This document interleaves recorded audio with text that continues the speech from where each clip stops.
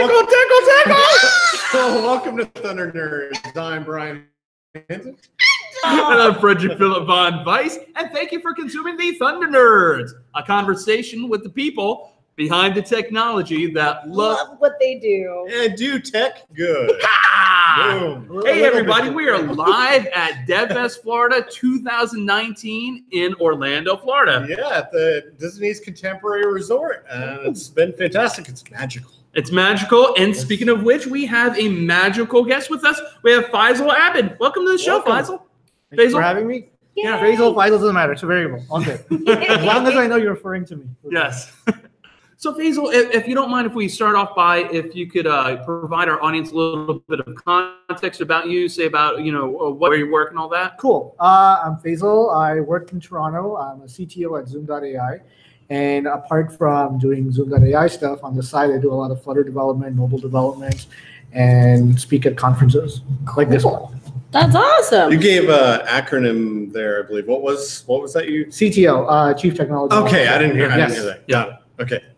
How long have you been doing that? Did you join the company at its inception, or? Yes, very early on, I joined 2016 September. Oh wow! Okay. So, and as we're growing, we're up to 20 people now, and it's just doing well. So it's fun. Brand spanking new. Yeah. It's in AI. It's hot. It's in Toronto, the birthplace of AI, almost. So yeah, that's true. Yeah, I love Toronto.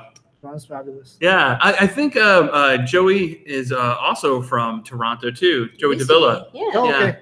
Yeah. I don't know if you got to talk to him or see his. No, I talk. haven't. I'm gonna mingle with everyone after. Oh, okay, gotcha. Yeah. That makes sense. So, how did you get involved with DevFest? Did they reach out to you? Yes, so I'm a Google developer expert. Yeah. So I end up traveling a lot for DevFest. I was somewhere actually recently. In Milan and Berlin doing DevFest conferences, and then Vancouver last year. So everywhere I fly because it's fun. But apart from that, I got into it because I was doing Dart development a couple years ago, I think like 4 years ago. And someone from the Dart team reached out and said, hey, you're doing Dart development. Not many people even know about Dart. Do you want to present about it? And I actually gave a talk about Dart at OSCON just for fun on my own thing. And they reached out. They said, this is great. So why don't you help us out, be a Google developer expert. So kind of from there set in motion where I'm just, traveling, talking, networking with people and helping them with their apps. Cool.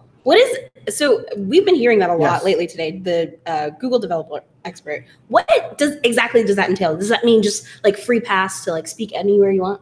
No, not really. It's really just a marketing buzzword. All it is they will reimburse your travel if you travel to a conference, and they will network you with, like, DevFest will reach out, right? Because DevFest is primarily Google. So they'll reach out and they'll say, hey, we're, someone speaking in Kansas City. For example, I'm going to Kansas City February 9th and say that we need a speaker there. Are you willing to speak there? And I'll say, okay, sure. Nice. So that's really all it is. It's not that cool. Saying that Google loves fun. That sounds pretty cool. Okay, sure. It's fun. Yeah. But it's nothing special. I mean, I don't know about that. It sounds pretty special. You're an expert. Sure. You're special. Yeah. Sure. Take it. Sure. Well, Faisal, can you tell us a little bit about your talk today? Yeah, it was on Introduction to Flutter.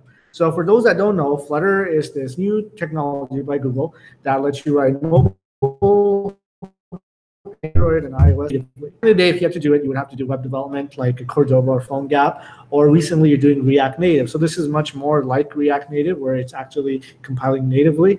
React Native does something different. What Flutter does is it actually draws the components on the screen, so you're always going to get a very fast 60 frames per second experience. And when you're using it on iOS, it feels like an iOS app. When you're on Android, it feels exactly like an Android app. So you're not running into this issue where, oh, this doesn't feel right to me. So the user always expects the right experience. Wow. Yeah. So what got you into writing Dart for Flutter? So I've been doing mobile development since Android came out. I started mobile development the day Android came out. Actually, a couple of weeks before, I was introduced to Android. I was in my university library, and I saw that something called Android's coming out. And at that time, my phone had broken, and I saw that Google's coming out with the G1. Yes. What a great phone. I know. Yeah. So anyways, the G1 came out, and then I said, let's build something in Android. So I started learning Android as I went along, and I said, okay, I'm going to build a social marketplace for Android where you can get all the paid apps you want in one Netflix-style subscription. Nice. And so I started that, and then I dropped out, worked on that, got an investment, built a company, and it was fun. It didn't work out at the end, but I learned a lot about Android development, and I got, because I was primarily the only developer for a while, I learned how to do server-side, front-end, back-end, whatever, the whole stack. And so I understood, basically how to maneuver my way through all the different languages for each stack. And so then I started doing Dart development because of Android. I had a very strong Java background now. So I started doing Dart development because Java and Dart are very similar. And I wanted to try something new. Every time I try a new project, and I try tons of new projects, I try to go for a new language that I don't know. And I said, let's go for a Dart. I don't know what Dart is, things about it. And I started liking it. It turned out well. And so I built a project there in Dart, like a server API. And I said, oh, this is pretty neat. And then over time, as Dart grew, and as I started speaking in the Dart community, about in 2016, I was in Munich at a conference, at a Dart conference. And someone came on stage from the Google team and said, we're announcing something new. I thought they were going to merge my Android love and Dart love together and make Dart the default language on Android, which they eventually did with Kotlin. So I was expecting that. What they actually ended up giving us was Flutter. And at first I was confused. I said, wait a minute, this is just like a web app running inside a mobile app. But what I later realized it was actually a native app. And it's going to give you 60 frames per second, natural performance, material design, looks pretty. And so then I said, great, because as an entrepreneur, whenever I'm building apps on my own, I first have to build an Android app. Then my rationale is, if the Android app works, I'm going to go build an iOS app. Yeah. Right? And when I was at Kobo, I was doing iOS development, so I'm fortunate enough to know both platforms, but I don't have time to build a platform on top of a full-time day job. So Flutter makes this life easy where I can just build an Android app. I can build a Flutter app, publish it to Android, publish it to iOS all at once. Yeah, that's so much value there. Now, how does building it? Do you still have to build it through Xcode, or obviously need the certifications to actually publish it? So at the end of the process, you do open up Xcode and you do the same Xcode build stuff. Okay. Where you have to publish the Play Store, App Store. Android, you can just run Flutter release APK. You get an APK that's signed already with your keys. Wow. That's And nice. You can do Flutter release iOS, but then you still have to take that IPA, open up Xcode to publish it to the store. And then you just develop on IntelliJ or VS Code or Sublime or whatever. And if you're crazy enough, you can even do it on Vim. There is a plugin for Vim to build it. Boy. Yeah, I know. It's like if you hate yourself. What do you use? Are you using Android Studio, or what do you use? I use IntelliJ. IntelliJ. Yeah. IntelliJ for me is, I use it for everything, TypeScript, Node, Dart, whatever. I'm just IntelliJ. Why? I just like that ID. I think here's why. Everyone at work uses VS Code. Yeah. I'm the only one at work that uses IntelliJ. I think that's because coming from Eclipse and then moving to Android Studio, I'm used to the IDE experience, whereas VS Code for me is a lot like Sublime, where it's just like quick editing an XML file, quickly enclosing it, right? Yeah, it doesn't give me the entire development experience that I'm used to, even though it's perfectly as powerful as VS Code. There's just this user experience thing that I'm not just used to. So every couple months, I'll download it, I'll install some plugins, change the color scheme, and I'll be like, no. Yeah, I'll be like, whatever, it's too much to learn. I'm just going to go back to IntelliJ. Yeah. Yeah. Well, if you're trying to get stuff done, Exactly. and that's what you're used to doing, and if it's going to give you the results. I'd rather learn a new language than a new ID. Exactly. What's the point? Exactly. Yeah. Yeah, absolutely. So what would you say, why would you pick Flutter over, React Native? Anyone can choose whatever they want. I'm personally, if someone says why I like React Native, why should I use Flutter? I'll tell them why, which I'll tell you. But then I'll say, if you like React Native, go with React Native, right? But the fundamental difference is React Native, as you write React Native code, it says, okay, you want a button. Hey, Android or hey, iOS, can you render a button for me? And the Android framework then goes ahead and renders the button. Okay. What Flutter says is, you want a button, I've already drawn the rendering engine. So it's like Unity for mobile apps. And it says, I'm going to draw a Flutter button, which looks exactly like a material design button. And you can say, hey, make it look like an iOS button or whatever. So it's going to look pixel perfect on all devices. The problem with React Native that a lot of people run into is that on iOS, React Native looks great because iOS has a standardized component set. Yeah. Sometimes what happens, or most of the times that I've talked to, is that they'll build a React Native app. It looks great on our Samsung device, but we found an LG user where the padding on the text view is all crap. And we have to now write extra code just to make sure to account for that padding, right? Because because of Android's vast ecosystem, each device manufacturer can slightly skin their phone a different way. So while on Pixel, Nexus, and some OnePlus, it'll look really nice, on some random manufacturer, like Samsung is notorious for this, where they'll skin everything, the effects will look weird. TouchWiz. Yes, TouchWiz, right? Your button will look weird. And this actually is not just a React Native problem, it's actually an Android problem. If you build an Android app, there are times at Kobo, we were building Android tablets, and then we also had an Android app that was deployed on 10 million plus.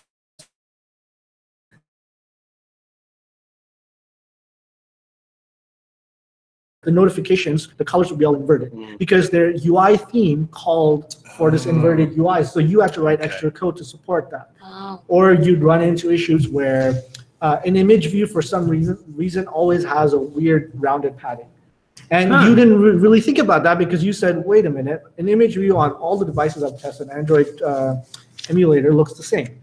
And so React Native has the same problems as native Android development. Does Flutter fix this? Flutter fixes this because Flutter standardizes everything. Flutter says your button's gonna look exactly the same because we're controlling the rendering engine.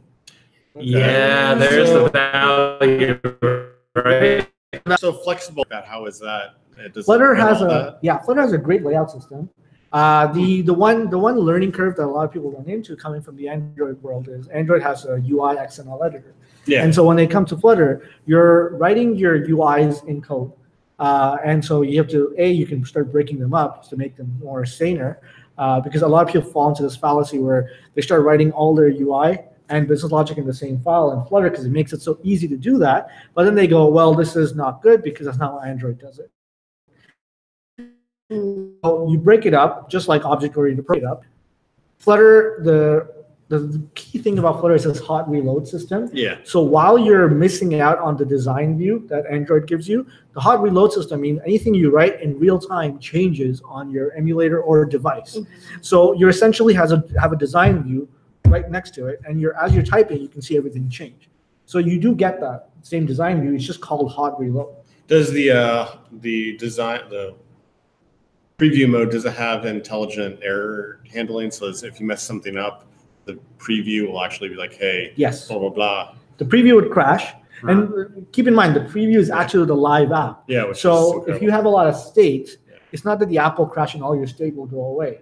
Your app will crash, you would fix the error, and all your state is back. Oh, wow. So if you're like 3 levels deep That's impressive. Yeah, if you're 3 levels deep into an API call, and you're holding on to, say, the OAuth token, and you make a mistake, your app will crash. You just delete that mistake, and the OAuth token's still in memory, and you continue with that flow. Wow. Wow, that's cool. So if you've done Android development, iOS development, a lot of times you'll screw up something, and then you would wait for Gradle to build or Xcode to build.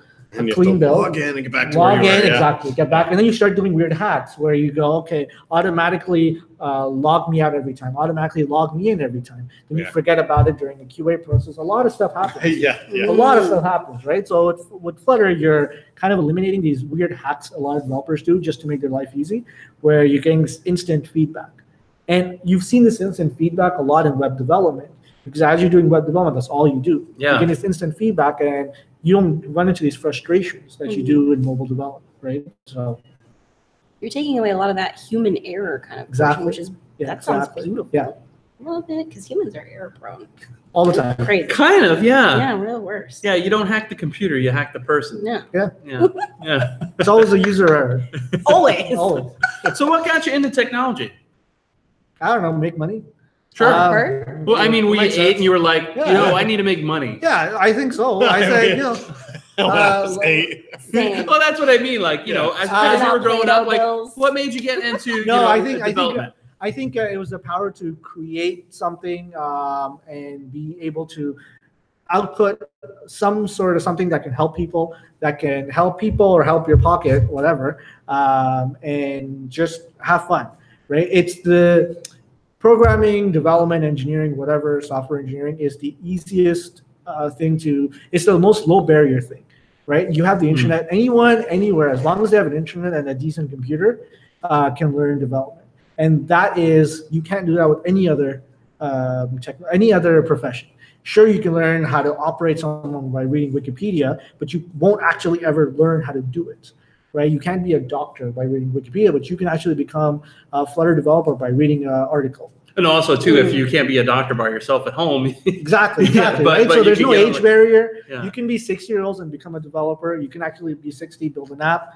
You can be 6, build an app. It doesn't really matter, right? And technology progresses, stuff's becoming easier and easier. There's never been a time in entire human society that you have the ability to go online. You have the ability to go to the washroom at this conference, open your phone up and learn calculus, for example, right? No one ever, unless you were, neighbors with a mathematician in the old days, all right, where you can knock on his door and be like, knock on his door and be like, hey, can you teach me calculus? You would never learn.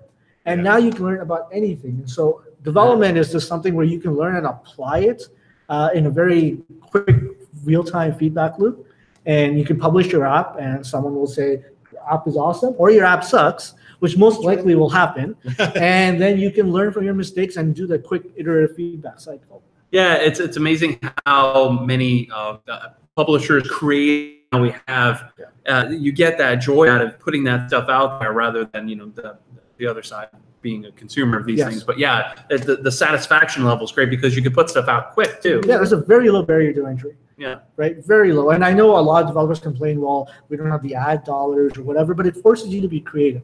Right. There's always creativity. And if you just create the same generic app that everyone has, if you create a wallpaper app, chances are a wallpaper app's not going to be the next best thing. However, if you go in if you go in with the mentality that I'm going to create a wallpaper app to learn Android development, learn Flutter, right? Then you can use those skills and move the dial and try something else and try to build an app now that's is a real-time chat app or a marketplace or something. Yeah. It's just about learning. Yeah.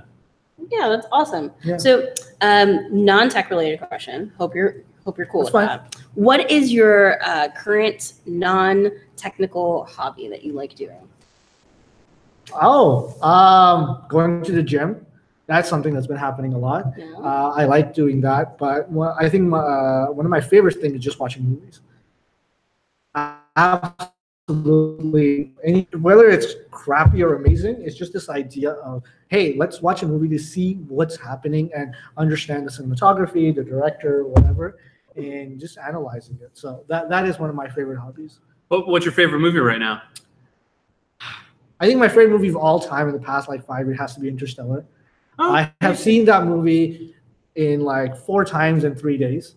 It was a ridiculous. I'm not a psychopath. I didn't actually go watch it, intend to watch it. What happened was I saw it midnight on Thursday, and then Friday the company took everyone to Interstellar as a surprise. Oh, that's nice. And then Friday night I went out with friends and they're like, hey, let's watch Interstellar. I'm like, sure, why not? I like the soundtrack. And then on Sunday I told my parents, you got to go watch Interstellar. So then I took them. So it was just a random event. And I ended up watching it so many times, so quickly. I love that. It's all about time travel too, and I know.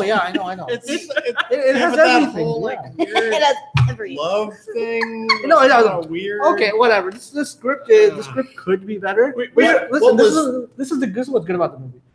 It explores something that is very important to society, which is where eventually Earth is going to be crap. Mm-hmm. Right, and as we see, with weather, but the idea of going into this new galaxy, this new universe, to see what's out there, it's a great envisioning. Christopher Nolan is a fantastic director. He did a great job with portraying all different planets. That was awesome. Exactly, right, and seeing this the planets and with the black hole gargantua. Yeah, they actually really simulate that. Exactly. Did you know that? They did an actual scientific simulation of a black hole. Kip Thorne is a physicist who consulted on the movie. What? Yep. Yeah. He works with Stephen Hawking when he was around, and he consulted, and they made. And here's what's interesting about it: when I watch a movie, the first time I watch it is for fun. The second time, it's like to see the details behind it. And I was telling my friend recently where the thing that sucks about streaming movies is that you miss out on the director's commentary. Right? Yeah. Director's commentary. Well, the best director's commentary I saw was Watchmen, where Zack Snyder during the whole movie was there talking about, hey, I'm hiding right behind the table, holding this flower pot because we couldn't hold it properly, right? And you that's hilarious. And you understand, so cool. yeah, you understand all these intricate things where he's like, we actually wanted to do this, but we weren't able to accomplish it. So the compromise I made was doing this, right? And so you understand what's happening in the movie from a very technical level, and it gives a new meaning to the movie also. Becomes more beautiful. HBO's got to do a series, Watchmen. Yes. Yeah, Oh, really? Oh, awesome. I have one final question for you because we're getting close to the end. I'd like to know. There's a lot of work and effort that goes into preparing presentations. Not everyone really thinks about that when they come. They're like, oh, it's 20 minutes. It must be really simple and easy. Yeah. I'd like to get a little behind the scenes look at like the work you've done. Obviously, it's a little bit.